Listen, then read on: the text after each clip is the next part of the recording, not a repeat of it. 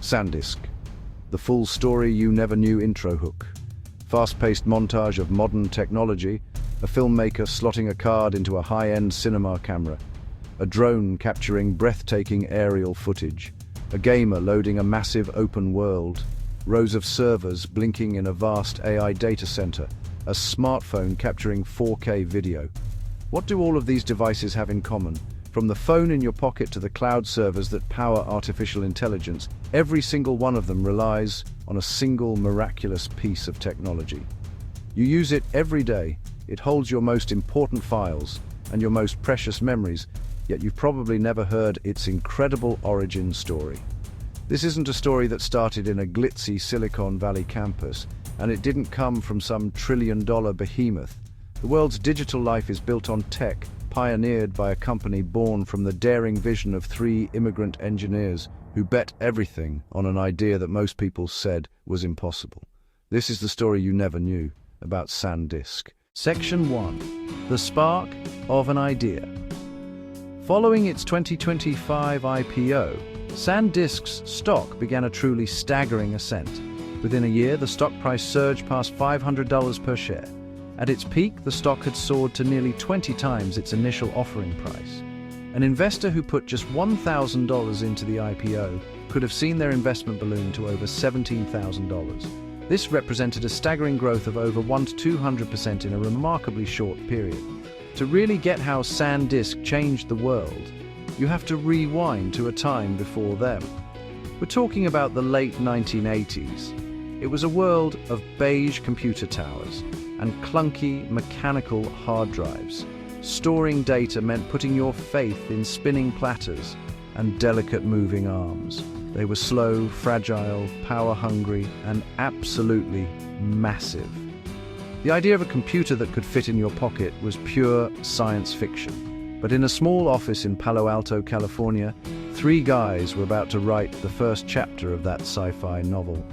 In 1988, a trio of immigrant engineers, Dr. Eli Harari from Israel, Sanjay Mehrotra from India, and Jack Yuan from Taiwan, started a company with a vision that sounded borderline crazy. Harari, a genius in memory technology, had developed a concept called floating gate EEPROM, which was basically a way to store data on a silicon chip with no moving parts. This was the birth of commercial flash memory. Their company was originally called SanDisk. The name didn't come from a pricey marketing agency. It was the cheerful suggestion of Harari's young daughter, who thought it sounded sunny and optimistic. And they needed that optimism. They weren't just trying to build a new product, they were betting on a future that didn't even exist yet. Their mission was to create storage for handheld computers, electronic notebooks, solid-state cameras, and cellular telephones, devices that were barely even concepts at the time. They were building the key before anyone had even designed the lock. The early years were a grind. The technology was unproven, and the costs were astronomical. Their first big break came in 1991, when they revealed the world's first ever flash-based solid-state drive, or SSD. It was a custom job for IBM to use in its groundbreaking ThinkPad pen computer. But this was no consumer product. This 20 megabyte drive, which holds less than a single high-res photo today, cost a staggering $1,000. The SanDisk team knew that selling expensive niche parts wasn't the way to start a revolution. They had to create a mass market. So in 1992, they made a move that would define their entire future. Instead of just selling chips, they started building an ecosystem. They partnered with camera giants like Kodak and Canon to create a standardized slot for their memory cards in the first digital cameras. It was a masterstroke. Suddenly, their tech wasn't just some component, it was a feature. It was the film for the new digital world. The momentum was building. On November 8, 1995, the company went public on the NASDAQ. And to avoid any confusion with the tech giant Sun Microsystems, they officially changed their name to SanDisk, listing under the ticker symbol SNDK. The late 90s were the turning point. Two new kinds of products exploded onto the scene: digital cameras and MP3 players, and SanDisk was ready. In 1999, they co-developed the secure digital card, the SD card, with Panasonic and Toshiba, a company that would become a key partner. This tiny, tough, and increasingly cheap format became the universal standard for portable storage, a position it still holds decades later. At the same time, SanDisk was pioneering multi-level cell, MLC technology, a breakthrough that let them store more data in the same space, which slashed costs and made flash memory affordable for everyone. The revolution they had dreamed of was finally here. This journey from a simple idea to a global standard is incredible, and the story only gets more dramatic from here. If you're enjoying this look into the tech that runs our world, take a second to hit that subscribe button so you don't miss what's next. By the mid-2000s, SanDisk was a dominant force. Their logo was everywhere, but in the cutthroat world of Silicon Valley, being on top just makes you a bigger target. In 2008, with the global financial crisis tanking their stock price, Samsung tried to stage a hostile takeover. SanDisk's leadership refused, believing the flash memory story was far from over. Instead, they went on the attack, buying smaller companies to strengthen their position in the enterprise market, a spree that was capped off by the $1.1 billion purchase of Fusion EO in 2014. Their success had caught the eye of a sleeping giant. Western Digital, a titan of the old-school mechanical hard drive industry, knew it had to get into flash memory to survive. In 2015, they made their move, announcing they would acquire SanDisk for an enormous $19 billion. The deal gave WD instant access to SanDisk's 27 years of innovation, and crucially, its massive NAND flash production partnership with Toshiba. On paper, it was a perfect match. In reality, it was a culture clash. The fast-paced, risk-taking DNA of SanDisk never quite gelled with the more conservative, manufacturing-focused culture of Western Digital. For years, investors complained that the two businesses were working against each other, with wins in one unit often being erased by struggles in the other.